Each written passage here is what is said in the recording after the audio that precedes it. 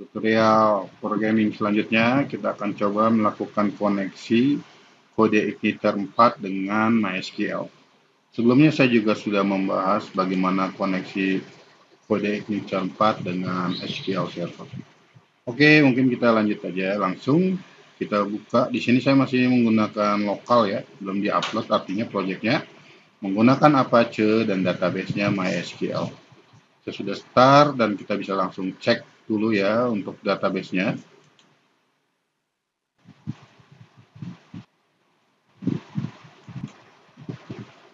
Oke, di sini saya sudah punya database dengan nama online training dan tabelnya dengan nama peserta kursus. Oke, langsung kita ke Visual Studio Code. Nah, di sini kita bisa temukan untuk settingan database-nya pada bagian config ya. Di sini ya.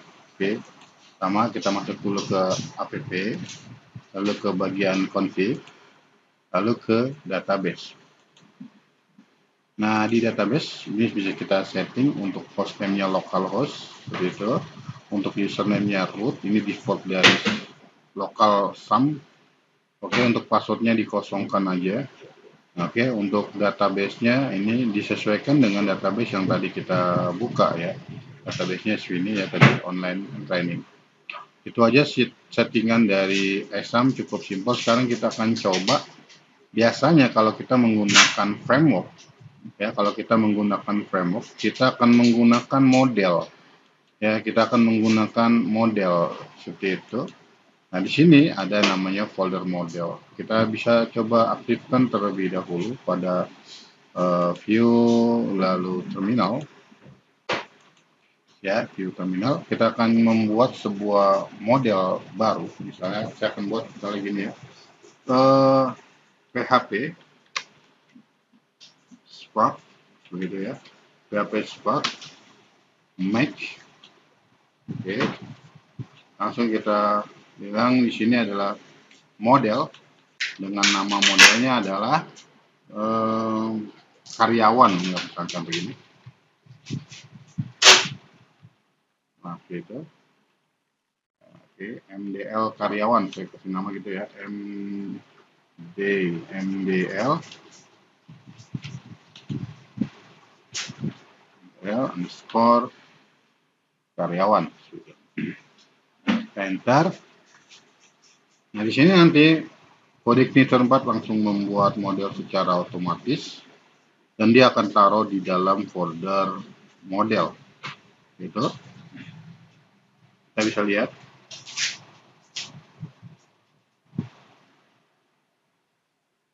Nah, oke ya. Di sini kita lihat ada model karyawan yang sudah terbentuk secara otomatis. Lalu di sini protected table-nya, nah di sini ya protected table-nya kita sesuaikan, ini harusnya nama table ya, nama table-nya boleh kita sesuaikan. Di sini kita lihat lagi untuk nama table-nya tadi adalah sesuai dengan database yang tadi kita buka ya tentunya gitu. Nah, ini contoh ya, namanya adalah peserta kursus, ini tabelnya nama peserta kursus. Maka di sini oke, tabelnya peserta khusus.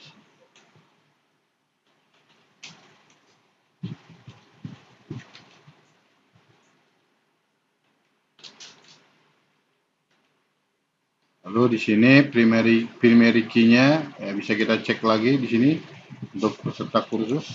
Dia mempunyai, apakah dia mempunyai primary key? Kita lihat dulu ya strukturnya.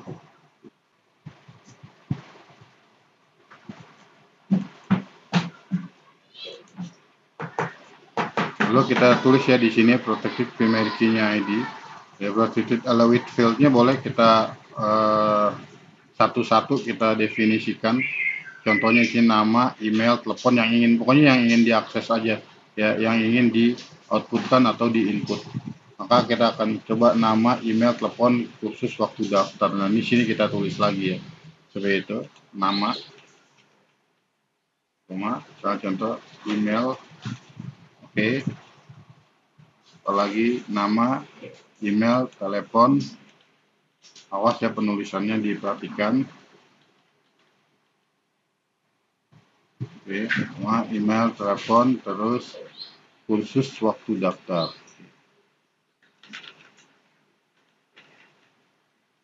Waktu daftar. Nah, ini kita coba cek lagi, sekali lagi. Oke, udah sesuai ya. Nama, email, telepon, kursus, waktu daftar, the ID saya nggak perlu diverifikasikan karena dia nantinya dia auto increment gitu ya.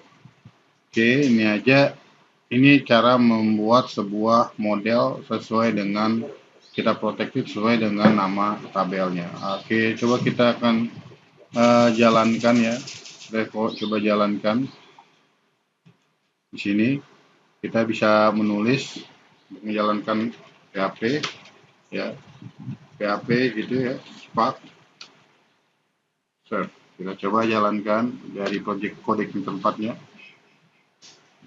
Oke, tekan aja kontrol lalu kita klik linknya. Nah, di sini kita bisa lihat jika dia terbuka berarti koneksinya harusnya nggak masalah ya karena dia terhubung. Jika misalnya gagal nih, contohnya andai kata gagal, kita salah mendefinisikan ya settingannya, misalnya database-nya tidak ditemukan, misalnya contoh gini gitu. Oke, nah ini bisa saja terjadi error ya, sebenarnya ini bisa terjadi error. Penyebab errornya kalau di kode igniter 4 kita bisa menelusuri error pada bagian rate table. Di sini bisa kita lihat log errornya pada rate table, lalu tanggalnya sesuaiin ya tanggalnya. Jadi kalau kita sedang coding dan di codingnya itu ada terdapat error, nah bisa kita lihat log errornya ada di mana gitu. Nah, ini kan kita bisa ya unknown database tuh kan jelas ya, di sini kelihatan unknown database online training XX. Jadi memang ada kesalahan ya. Jadi seperti itu. Kita perbaiki lagi sini. Karena ini tadi yang benar ya. Oke, seperti itu. Saya simpan. Oke, coba jalanin lagi. Nah, di sini kan jalan ya. Oke, secara otomatis akan jalan. Nah, oke, sekarang kita coba lagi dengan cara menampilkan data ya pada bagian view aja langsung ya. Kita coba tidak menggunakan model terlebih dahulu ya, kita langsung mengakses view untuk menampilkan isi dari tabel. Oke, di sini default dari view code igniter 4 yaitu welcome visit defaultnya ya. Oke, nah kita bisa ngetes aja, buka di sini viewnya. Oke, udah buka. Saya akan coba memberikan contoh ya, mengakses atau membuka tabel tanpa menggunakan model terlebih dahulu. Ya, kita coba cara yang simpel terlebih dahulu. Oke, kita scroll ke bawah aja sini. Jangan taruh di bagian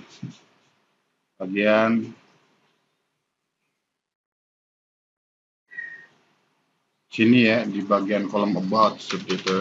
Oke, langsung aja ya. Kita buka PHP-nya. Ini. Oke, tutup dulu. Oke, langsung kita coba definisikan DB ya. Nah, DB Connect ya, kita menggunakan function dari DB Connect gitu. Lalu kita coba lagi ya ke bawahnya sini, coba query-nya. Oke, query-nya sama dengan gitu. Oke, kita akan coba menggunakan perintah yang simple aja ya terlebih dahulu. Query kita coba pakai string dulu gini. Contohnya select from peserta kursus gitu.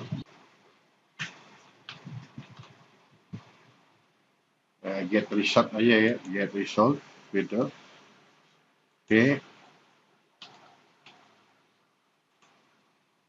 Oke, kita coba lagi ya. Coba lagi. Nah, di sini ya, terlihat jelas kita sudah menampilkan. Jadi kita menggunakan get result aja seperti itu ya, tidak menggunakan get result array ya, karena kita ingin menampilkan data secara langsung dari tabel seperti itu.